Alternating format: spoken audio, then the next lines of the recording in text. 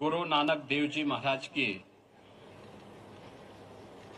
556वें प्रकाश पर्व के अवसर पर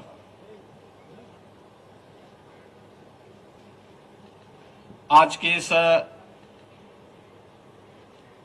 समारोह में उपस्थित उत्तर प्रदेश विधान परिषद के माननीय सदस्य श्री मुकेश शर्मा जी,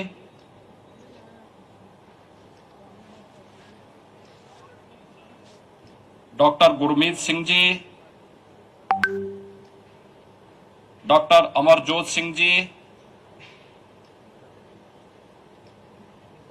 उत्तर प्रदेश अल्पसंख्यक आयोग के वरिष्ठ सदस्य सरदार परविंदर सिंह जी, सरदार मनमीत सिंह जी, सरदार जगदीश सिंह जी, सरदार हरमिंदर सिंह जी, सरदार सरबजीत सिंह जी, सरदार सत्यवीर सिंह जी, राजू गांधी जी, सरदार सतनाम सिंह जी, श्री आनंद मोहन तिवारी जी और आज के इस कार्यक्रम में उपस्थित सभी बहन और भाइयों,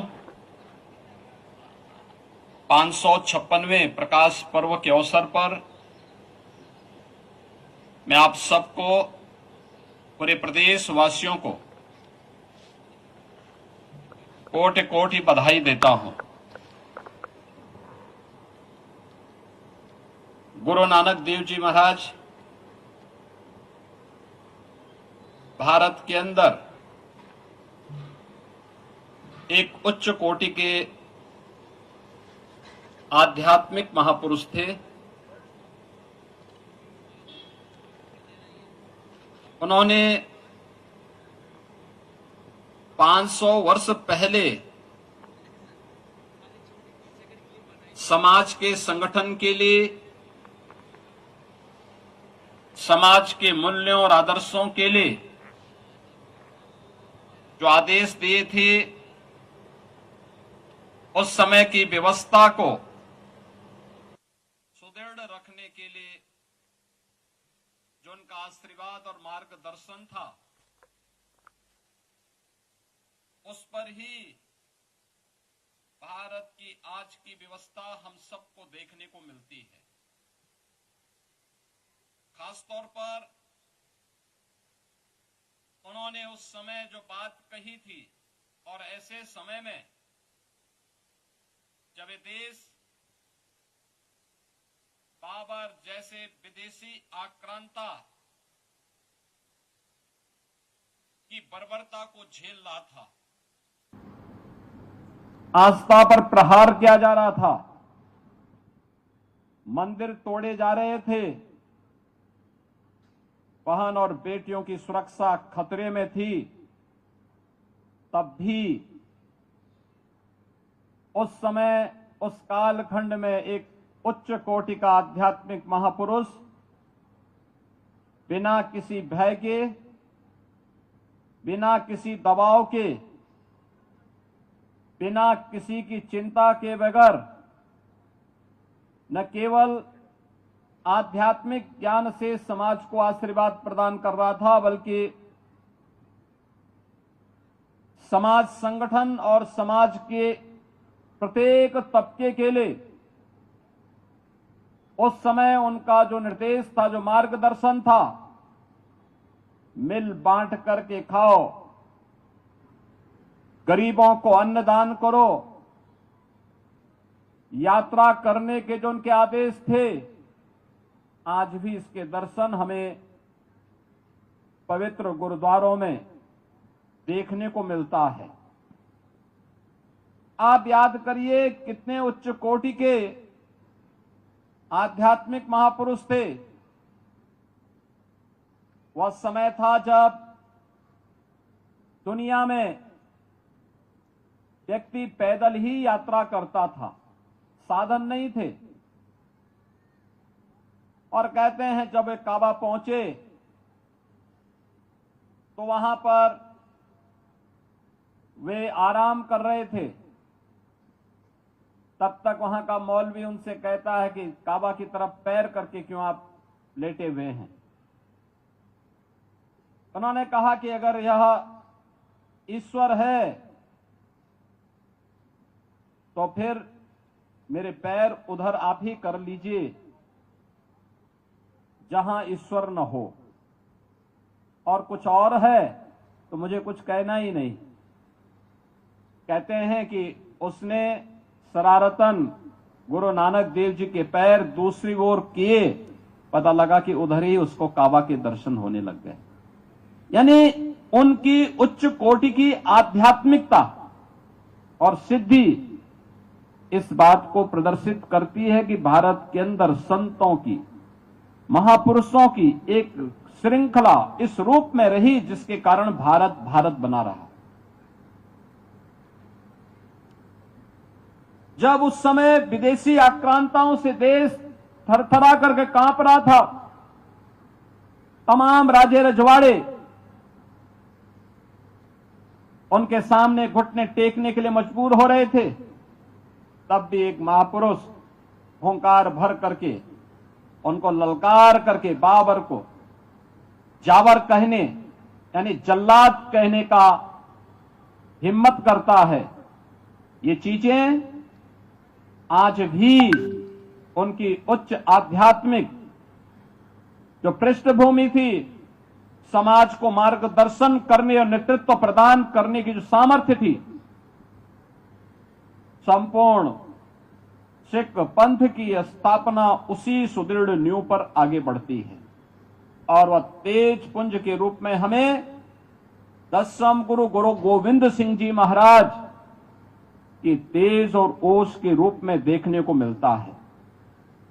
बहन और भाइयों, आज जब हम 556वें प्रकाश पर्व के अवसर पर यहां पर एकत्र हुए हैं, हम सबको मिलकर के इस बारे में संकल्प लेना ही होगा। गुरु नानक देव जी ने जाति पाति के भेद को समाप्त किया था।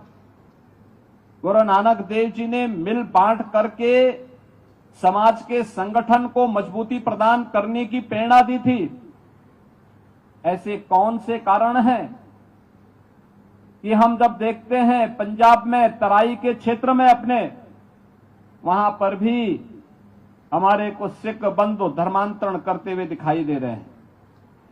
हमने ये तो सुना था बचपन में कि पंजाब में हर परिवार का एक व्यक्ति जो सबसे बड़ा पुत्र होता था वो सिख पंथ के लिए समर्पित होकर के कार्य करता था, वही सिख बनता था।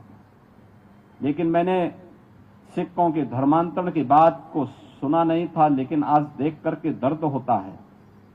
हमें सख्ती से इस प्रकार की दुष्प्रवृत्ति को रोकना होगा।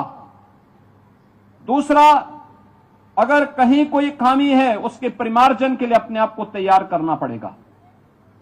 याद रखना, जब खालसा पंथ की स्थापना गुरु गोविंद सिंह जी महाराज कर रहे थे, उन्होंने उस समय देखा होगा देश के अलग अलग कोने से उन लोगों को अपने साथ जोड़ करके पंच प्यारे के रूप में उन्हें सम्मानित किया, जिन्हें कभी किसी न किसी प्रकार से लोग बाहर करने का प्रयास करते थे। विदेशी आक्रांता या कोई विधर्मी तभी हमारे यहां सेंध लगाता है जब हम स्वयं उस प्रकार की स्थिति को प्रस्तुत करने या उस प्रकार के अवसर प्रदान करते हैं। हमें कोई भी ऐसा अवसर नहीं देना होगा। और मैं खास तौर पर लखनऊ के अपने जितने भी सिख बंधु हैं, उत्तर प्रदेश के शेष अन्य लोगों से भी कहूंगा, वे जाएं लखीमपुर खीरी में, पीलीभीत में, रामपुर में, शाहजहांपुर में, उधम सिंह नगर में जाएं, देखें थोड़ा, अगर कहीं कोई खामी है उसको दूर करें, सबको जोड़ें, एकजुट होकर के जो सिख गुरुओं का आदेश है, जो उनका निर्देश है, उसको हमें अगर प्रभावी ढंग से आगे बढ़ाना है तो गुरु परंपरा के अनुसार अपने संस्था और संगठन को भी उतना ही सशक्त बनाना होगा। आज के इस अवसर पर एक बार फिर से मैं आप सबको प्रकाश पर्व की और प्रदेशवासियों को भी प्रकाश पर्व की हृदय से बधाई देता हूं, अपनी शुभकामनाएं देता हूं और विश्वास करता हूं कि यह वर्ष नवम गुरु तेग बहादुर जी महाराज का 350वें शहीदी वर्ष भी है।